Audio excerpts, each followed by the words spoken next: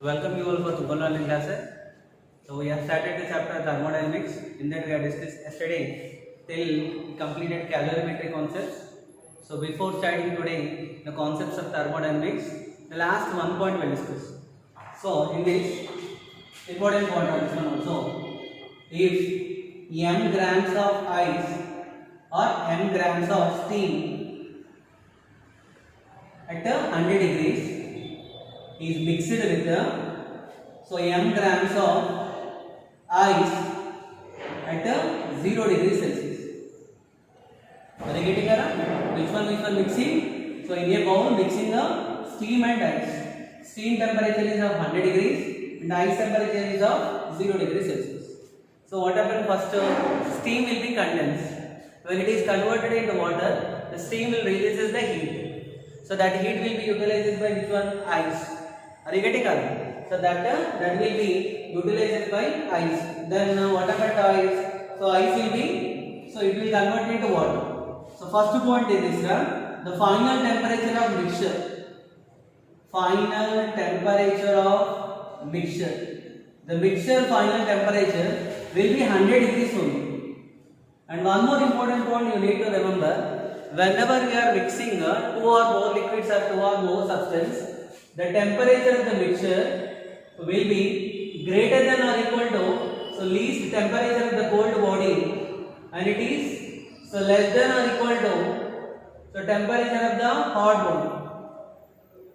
Whenever a hot body mixed with a cold body, the temperature of the mixture will never be. So it is, that is in between where and where, the temperature of the cold body, it will be greater, never be smaller than the temperature of the cold body, and never be greater than the temperature of the hot body. So that you remember. Whenever we mix with the ice and steam, the final temperature of the mixture. Sir, how can you tell that the final temperature is 100 degrees only means? So we know yesterday, latent heat of fusion value will be of 80 calories, whereas the latent heat of vaporization value will be of 540 calories. So gram inverse. That is, so latent heat of vaporization value, that is, when steam is converted into water, the amount of heat released will be more. So, as it required by ice to convert into water.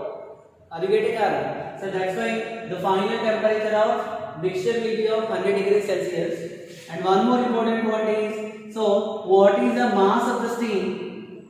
Mass of the steam which is condensed. Condensed. How much mass of the steam is condensed? To calculate this, we will apply principle of method of mixtures. According to principle of method of mixtures, so heat lost by the hot body, will be equal to heat gained by cold body. Heat gained by which body? Cold body. Here which one losing heat? So steam is losing heat. Which one gaining heat? Ice is gaining heat. So let me call the mass of the steam which is condensed is m dash. Yesterday we have known latent heat definition. L is equal to Q by U.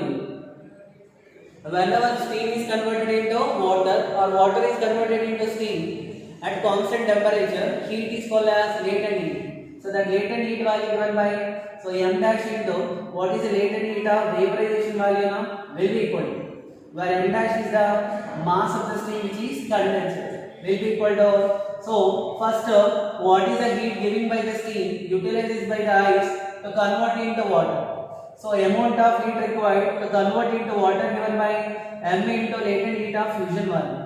That we know that now, same definition, latent heat of fusion value or latent heat of vaporization given by that one. Plus, so heat, here it is supplying more heat. Some part of the heat utilized by the ice to convert into water. The remaining part will be utilized by to water temperature to rise. That rise value generate so m grams of ice is converted into m grams of water. So m into SW into, so temperature value here, so that is of delta theta. Generator specific definition. What is S formula? S is equal to 1 by m into delta Q divided by delta theta. From this, delta theta is equal to m into delta Q is equal to m into S into delta where m is the mass, s is the specific heat, delta theta is the change in temperature. Now can I substitute the values? Here what I get, m dash into LV value is 540, latent heat of vaporization value. So m into latent heat of fusion value will be 80 plus mass value m only, specific heat of water in CDS system is 1. The final temperature of the mixture is 100.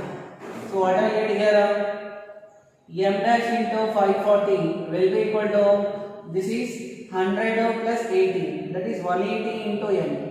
So finally what I get the answer for m dash value is equal to 180 by 180 into m by 540. 180 ones are 180 threes are. So m dash value is equal to m divided by 3 grams. What is m dash? The mass of the steam which is condensed. How much mass of the steam which is condensed is given by m dash. Whenever you send to this bowl to steam, the total steam is not condensed. How much mass is condensed? That is m dash. What is the mass of the steam which is uncondensed? Mass of uncondensed steam. Uncondensed steam. Uncondensed steam mass is given by, so that is how can I calculate which is equal to mass of the steam minus mass condensed, which is given by what, 2 into m by 3 grams. Okay, that is mass of the steam which is uncondensed. Now final point is the final mixture out of m grams of mass of m grams of steam and m grams of ice. So now what happened? M by 3 grams of steam converted into water. The final mixture will consist of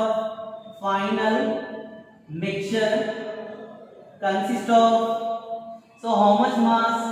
So m plus 4m by 3, 4 into m by 3 grams of water and 2m by 3, 2 by 3 into m grams of uncondensed steam which is not condensed, because total mass m by 3 condensed, how much uncondensed? 2m by 3. The final mixture will consist of the steam which is condensed converted into water, that will be mixed with already initially m grams of ice converted into water. So that m plus how much extra water added? M by 3. M plus m by 3, 4m by 3 grams. How much uncondensed steam is there? So that is the value given by 2 by 3 into m. Question clear? Here we applied which principle? This principle name is called as principle of method of mixtures. Very important principle. Point clear? So that is the whenever, so m grams of steam at 100 degrees mixed with m grams of ice at 0 degrees. So this is the information. Clear? So this is about the calorimetry.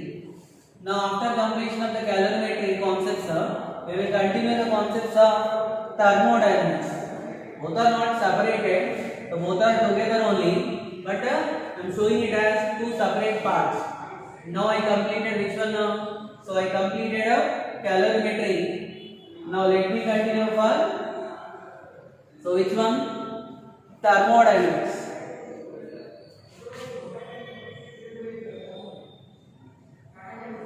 Thermodynamics. So what is thermodynamics? We will discuss now. Thermodynamics is the branch of physics which deals with the conversion of heat into mechanical work. So what does it do? How heat will be converted into mechanical work and other forms of energy. This thermodynamics not only deals with the conversion of heat into mechanical work, it also deals with the conversion of heat into some other forms of energy and also vice versa. Vice versa in the sense, it also deals with the conversion of mechanical work into heat also. So there are two possibilities are there. You can convert heat into mechanical work as well as mechanical work into heat. To convert heat into mechanical work or mechanical work into heat, the necessary branch deals is given by thermodynamics. Okay, Nana? So that is the definition for thermodynamics. So in this thermodynamics, first we will discuss some basic definitions which you already studied in theory. Because long days back I studied this chapter. So due to that reason, I am recalling the basic concepts once again. So what about what is the second definition? So what is the meaning of system? Which one is called as system? I consider again one enclosure. In this enclosure I filled some gas. Now this gas can be considered as system. The certain quantity, the definite quantity of matter with a closed boundaries.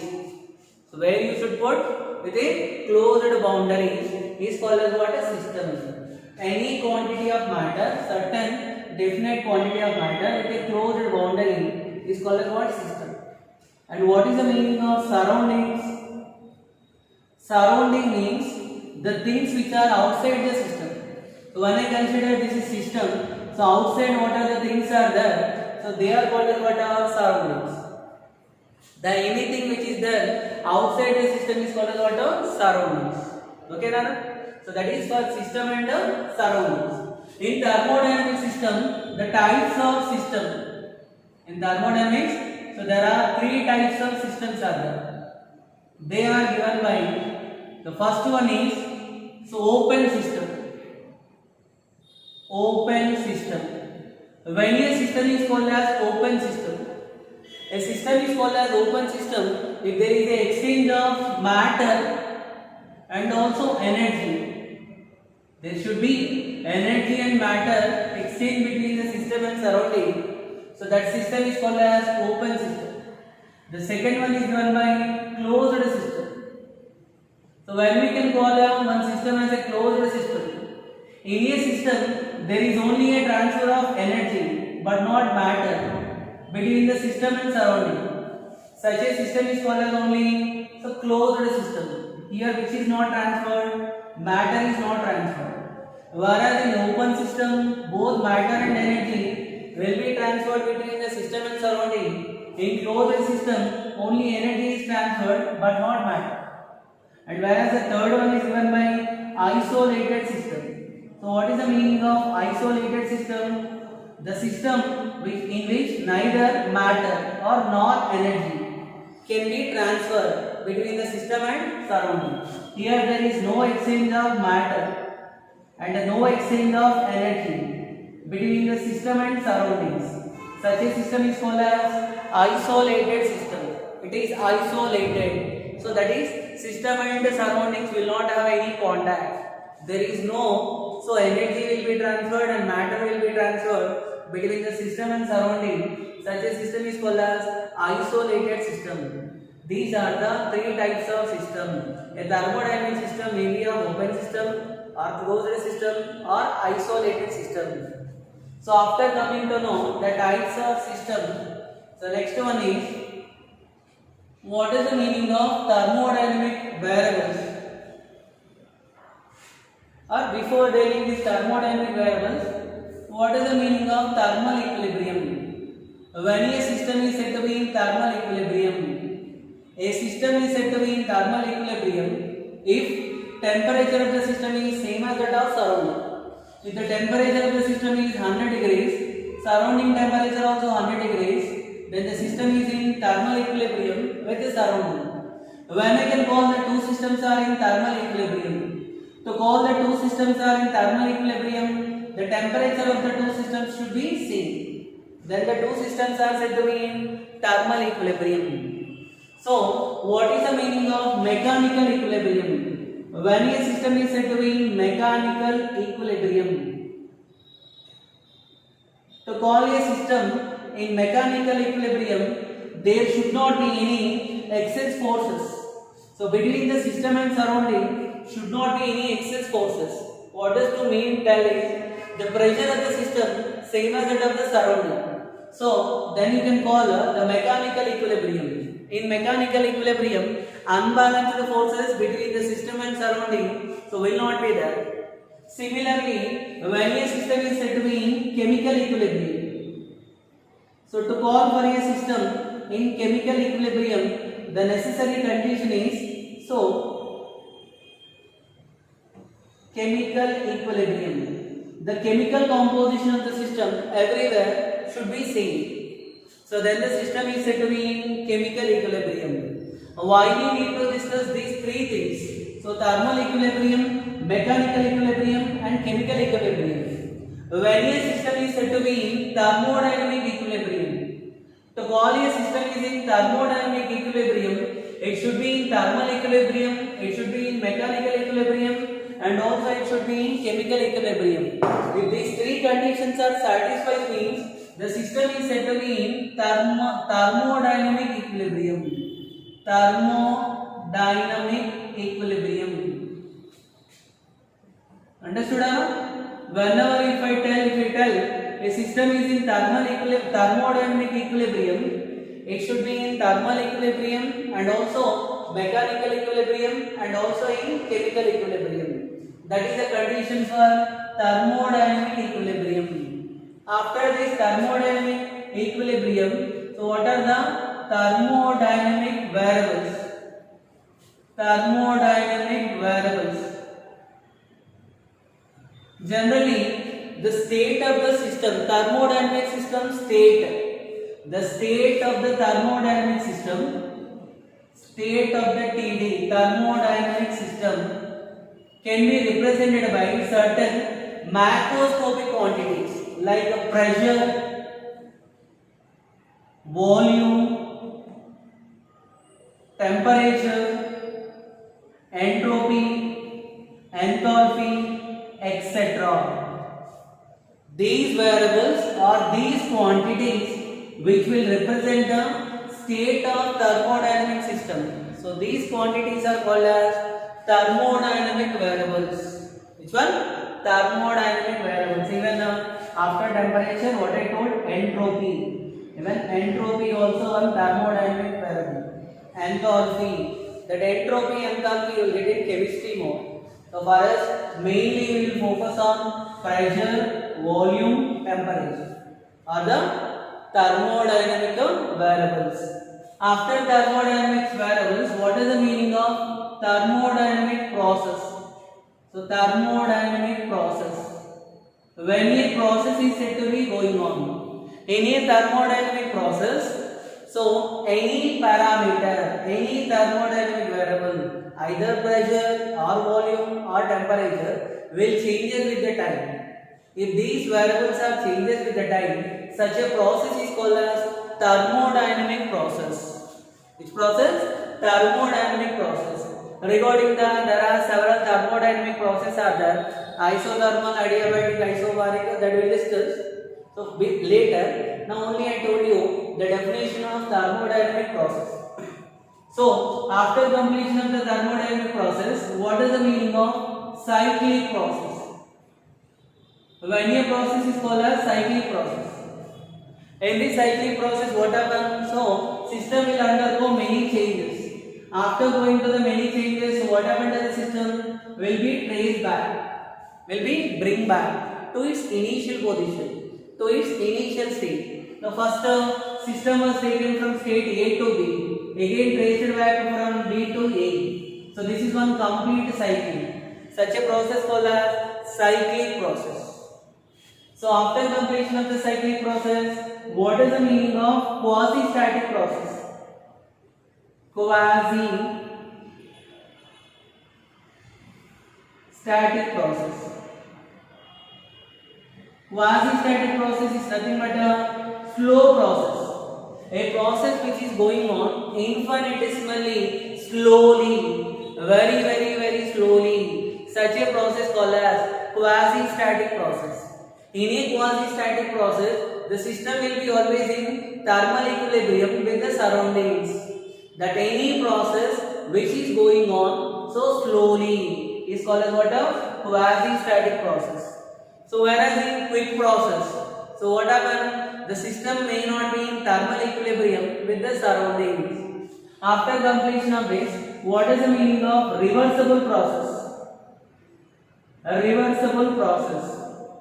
The process in which the system can be retraced back to its initial position such that the system will undergo same changes while in direct process.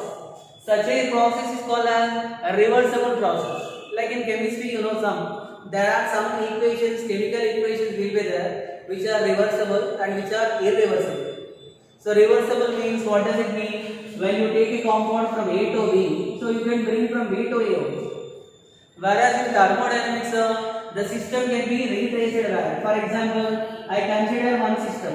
The system I will consider certain amount of water. So ice, first I will consider ice. When ice is heated, converted into water. Okay na? So solid is converted into liquid. When heat is removed from the water, so then again what happens? The water will be condensed into ice.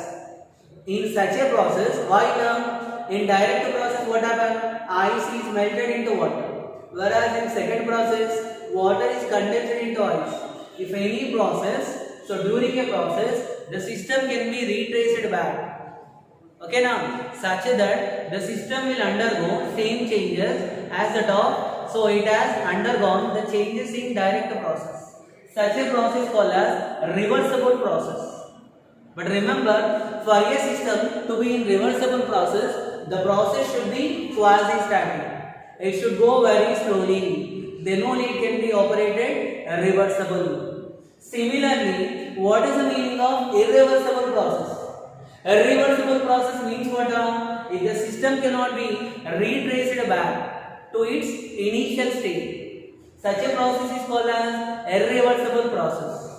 Okay, so many of the processes of this in this universe are irreversible. There are only few processes are there which are only reversible. So this is regarding a thermodynamic process. Which one mainly we discuss? Cyclic process, and next we discuss is quasi-static process, then thereafter we discuss is a reversible process. Okay now? In this chapter starting these basics are very important. So if you clear these basics only, and especially based on these basics only, conceptual questions also you will get it, more number of conceptual questions. So after definition for the quasi-static process, reversible process and irreversible. Irreversible process also same I told you. What is the meaning of irreversible process? If the system cannot be retraced back to its initial state, so such a process called as irreversible process. Most of the irreversible processes are fast process or quick process. After that, so now we'll start our first important topic of doing numericals, that is Joule's law. Joule's law. The scientist named Joule has given a relation between work done and heat produced. Here thermodynamics deals with the conversion of heat into mechanical work or other forms of energy. How much heat will produce? On what factor the heat produced value depends.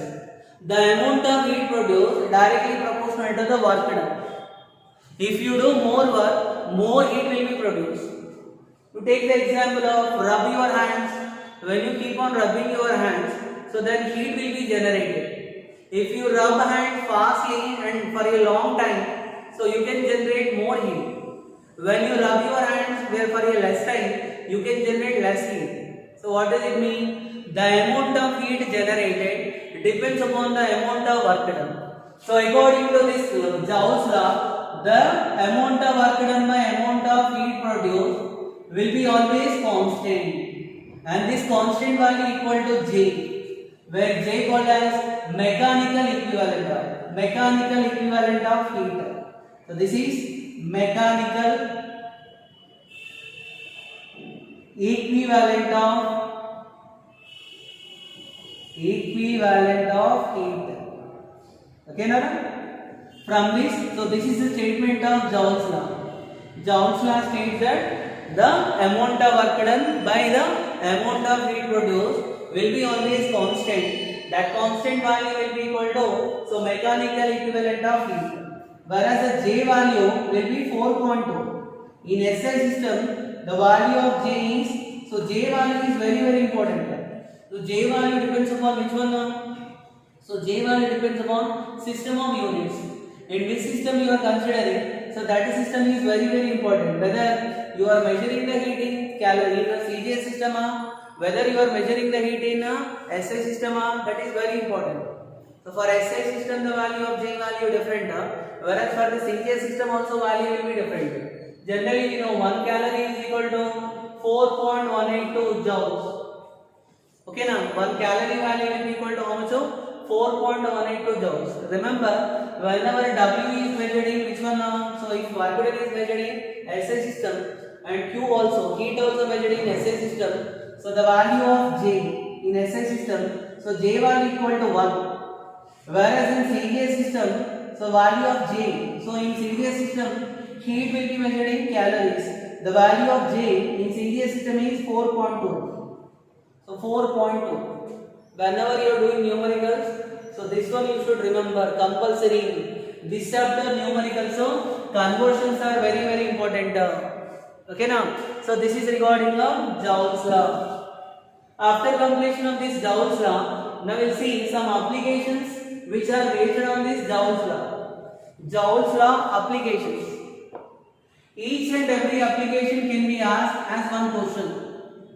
Especially while doing a numerical based on objective question based on this Joule's law, each and every application directly can be asked as one question. So what is the first application? Always remember what is Joule's law conclusion? The work done or heat produced directly proportional to the amount of work done. What is the mathematical form of Joule's law can be written? So W value is equal to, according to the Joule's law, W is equal to J into H. Okay now? So first application, in this let us consider a block of mass M. This block of mass M allowed to fall from a height h. So then what happens? When it is falling from the height h, it having some potential energy. So the work done by the gravity to fall from that height. The work done, if this work done is converted into heat, then how much amount of heat generated? So W value is equal to G into Q. W value given by M into G into H. We know whenever a body was there at a height h, the potential energy value M into G into H is equal to J. Now heat is utilizing for change the temperature, not for changing the state. To change the temperature, Q value given by M into S into delta theta. Because what is the definition for specific heat? 1 by M into delta Q divided by delta theta. From this, delta Q value is equal to M into S into delta theta. Can I write M into S into delta theta? M value cancel. So what is the formula for delta theta? Delta theta is equal to G into H divided by J into S. Delta theta is the rise in temperature. On what factors this rise in temperature value depends? Rise in temperature value, so depends upon which one of specific heat and height. If it is falling from more height, so rise in temperature value more. If it is falling from the less height, the rise in temperature value will be less. And for a given substance, specific heat is constant. So if the substance specific heat value more, rise in temperature is less. If the substance specific heat value less, rise in temperature value more. And one more important point here for J. In SI system the value of J is 1, whereas in CGS system the value of J is 4.2. So this is first application which is related with the Joule's law. Second application, for example, a ball is falling from a height h1 such that after hitting it is rebounding to a height h2. The amount of work done in this process is converted into heat. I want to calculate what is the rise in temperature. According to Joule's law, W is equal to J into H. W value M into G into H1 minus H2. That you know that now? Work done is equal to change in potential energy. So J into H value given by M into S into delta theta. M value cancel. So delta theta value is G into H1 minus H2 divided by J into S. So here, on what factors this rise in temperature value depends? It depends upon the initial height and final height, and it depends upon the specific heat of the material. So which material is allowed to fall that specific heat also needed to consider. That is the second application for Joule's law. After completion of the second application, then let us see the application third one. So what I am doing is, I allowed one ice block from a height h such that the work done in this process by the gravity is converted into heat. That heat is utilizes for melting of this ice completely. Because of that heat generated, what happened? The ice is melted completely. Then you tell me, so what is the work done according to Joule's law? W value is equal to J into H. Whenever I told Joule's law, you need to remember only mathematical form. W is equal to J into H or J into Q also. So here W value given by M into G into H. That is potential energy. Where J is equal to J. Q value, heat utilizes for what purpose? To convert into water. Ice is melted. So that's why which heat is there? Latent heat. L value is equal to Q by U. Q is equal to M into L. Can I write up? M into L. So M value cancel. Okay, Nana? So then H value is equal to J into L divided by which one now? G. In order to melt completely, so what is the height from which the ice should be dropped? That is given by H value is equal to J into L by G. This height from which ice has to be dropped does not depend upon mass of the ice block. Whatever the mass, let it be. So height is important factor. H value is equal to J into L divided by G.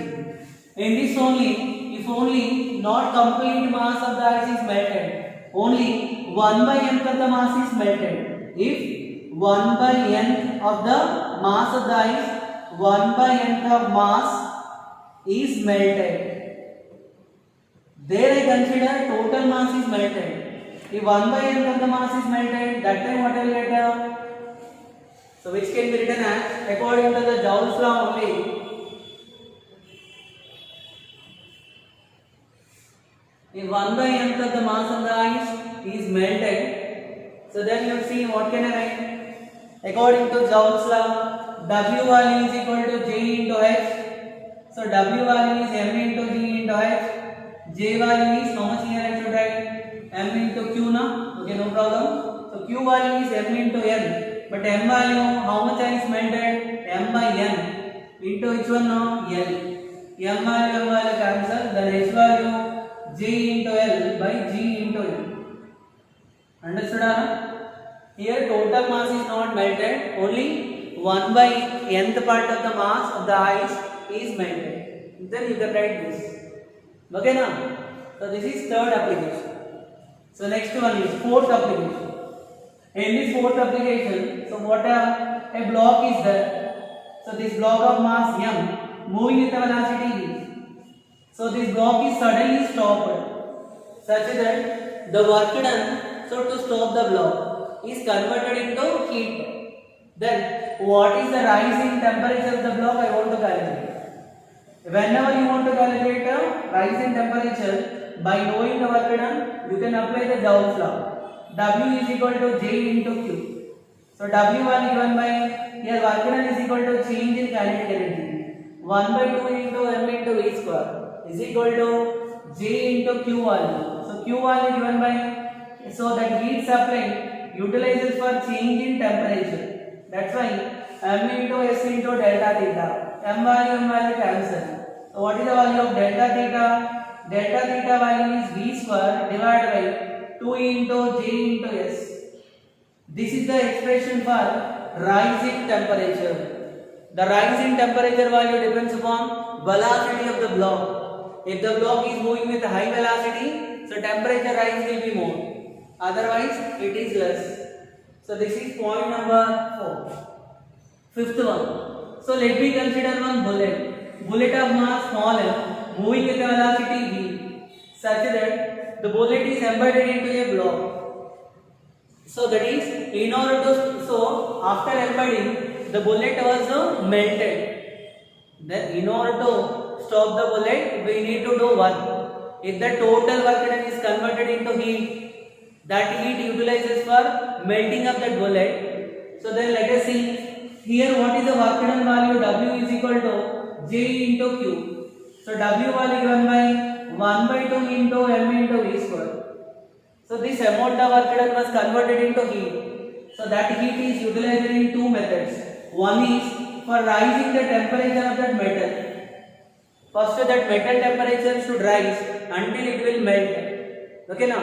So m into s into delta theta plus after that that metal is going to be melt. Okay now. So that is given by m into l value. 1 by 2 into m into v square is equal to j into, so m into s into delta theta plus m into l, where l is the latent heat of that metal, latent heat of fusion value, the heat required to convert that metal from solid state to liquid state. So this is application number 4, fifth one. Next application number 6th one. So let me consider one rough horizontal surface. On this rough horizontal surface, let me consider one ice block.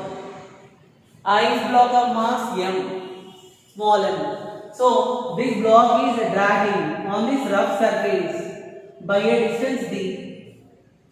So the coefficient of friction between the block and the horizontal surface is mu. The work done in this process is converted into heat, and that heat utilizes for melting of ice. So then you tell me, according to Joule's law, W value is equal to J into Q.